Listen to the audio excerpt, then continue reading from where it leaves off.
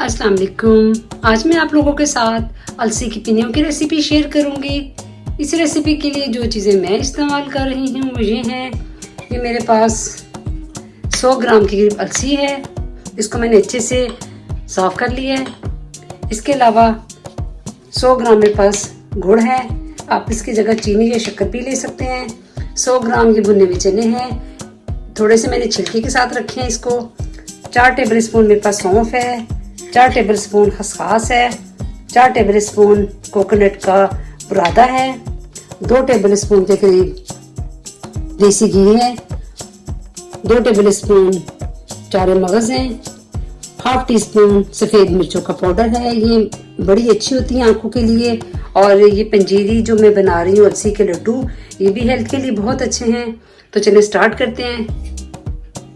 देखिए, सबसे पहले गुड़ को डालेंगे और आधा कप में पानी डालेंगे और इसको अच्छे से मेल्ट करने के लिए छोड़ देंगे।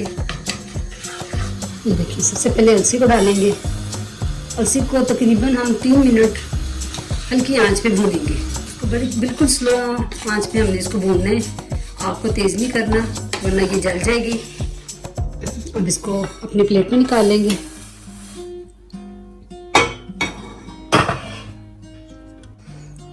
अब हम अपनी खसखस को भून लेंगे।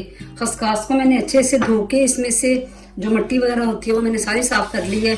बिल्कुल ये साफ़ सुथरी है। आप भी अगर जब भी बनाएं अच्छे से इसकी पहले मिट्टी साफ़ करें फिर इसको इस्तेमाल करें। अदरवाइज़ जो है ना, मिट्टी अगर खसखस में रह जाएगी तो फिर सारी की सारी हमारी अलसी की पिनियाँ ख़राब हो जाएंगी। इसको भी हमने 2 मिनट के लिए भून लिया। देखिए, अच्छे से खसखस भून गई है। अब इसको भी अपनी प्लेट में निकाल लेंगे। हम सौंफ डाल देंगे। सौंफ को भी 1 से 2 मिनट के लिए भूनेंगे हल्की आंच पे। देखिए, सौंफ को भी मैंने 2 मिनट भून लिया है। अब इसको भी प्लेट में निकाल लेते हैं।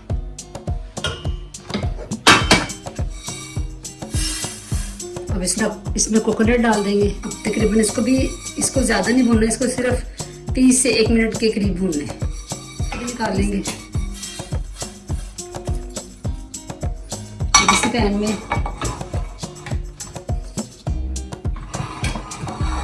ये मगज डाल देंगे। इसको भी 1 मिनट भूनना है। इसको भी नहीं ज़्यादा भूनना क्योंकि ये भी जल्दी से जल जाते हैं। देखिए, अच्छे से भून गए हैं। अब इनको भी निकाल लेंगे। ये देखिए, सारे मैंने मसालों को सबको अच्छे से भून के तो इनको पीस लिया। अब सबसे पहले ये जो गुड़ का हमने शीरा बनाया था इसमें घी डाल देंगे। अब इसमें अलसी डाल देंगे। ये देखिए, अलसी को मैंने अच्छे से पीस लिया था। ये अलसी चली जाएगी।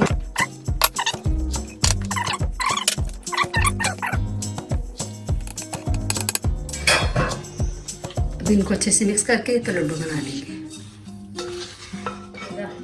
ये देखिए, इतने साइज के मैं इतना बैटर लूँगी और इसके मैं लड्डू बना लूँगी।